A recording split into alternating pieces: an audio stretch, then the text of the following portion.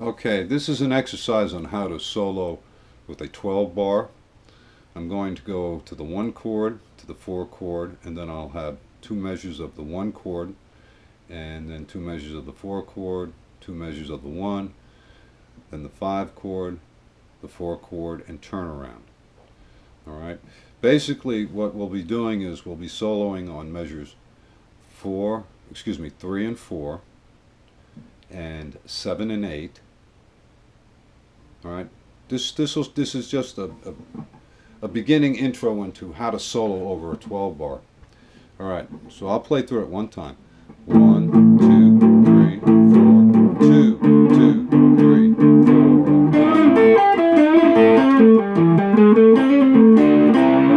5, 2, 3, 4, 6, 2, 3, 4, 7, 2, 3, 4, 8, 2, 3, 4, 9, 10, 11, and 12.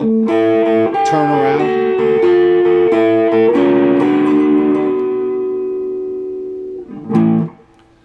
Alright, that's a quick example of a good way to solo. Usually when you're soloing, you're answering the vocals. So let me think if I can, I'll just sing something, whatever. Let me see, I have a Starbucks coffee cup in front of me, so I'll sing about Starbucks coffee. Starbucks coffee, it sure tastes good. Yeah, I got me some Starbucks coffee, and it sure tastes good. Wake up in the morning, gotta have my coffee for sure. Okay, so if you notice that the solo was an answer to the vocal.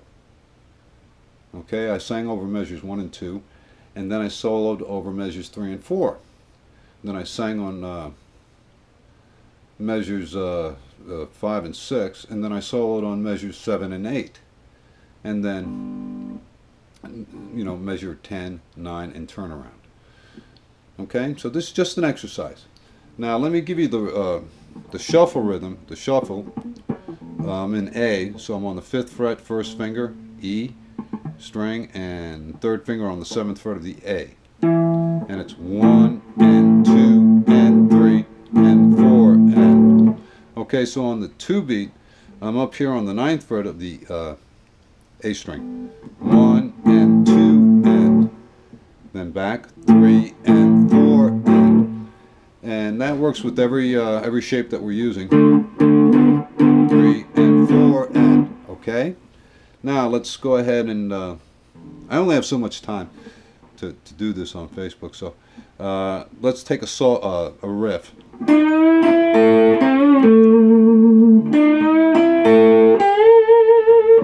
Let me show you that again. 9th fret, 7th fret on the G string.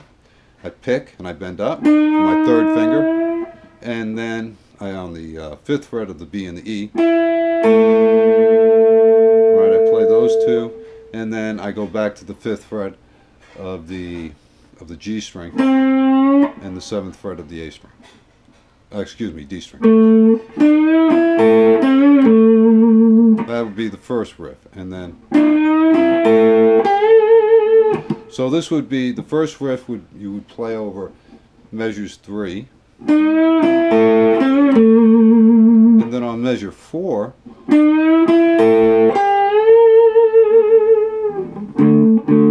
then on 5 and 6, you're back to the chord, which in this case is the 4 chord. Then you're back to measures 7 and 8.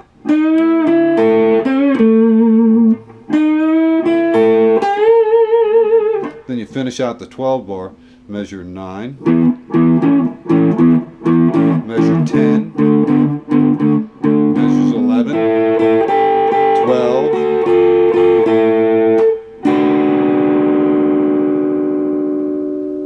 okay. Let me review that riff again.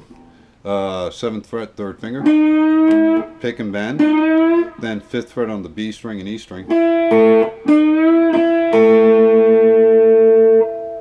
the 5th fret on the G string, and 7th fret on the D string. That's the A note.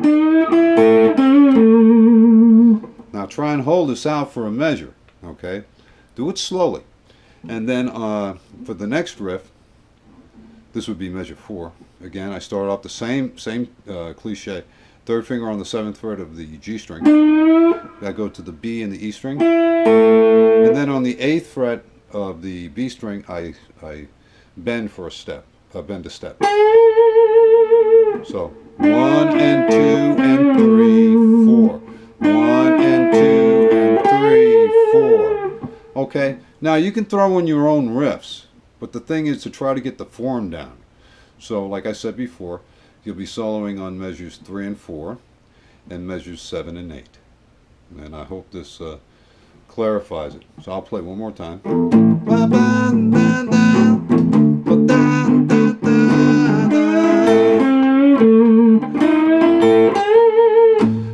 Woke up this morning, need me some Starbucks brew.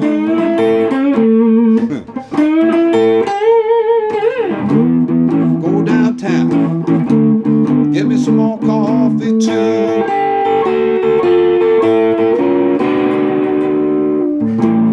Okay, believe it or not, a lot of guys play the Lonnie Johnson style because they use a pick. I use a pick too, and he was the first one really to use a pick. He was out at the same time as Robert Johnson. B.B. King was heavily influenced by Lonnie Johnson, and the way Lonnie played, that's pretty much the way everybody plays blues now. I mean, as far as you know, question, answer, question, answer. All right, so check out some Lonnie Johnson on YouTube. He's a guy was really cool, and I'll talk to you guys later. Bye.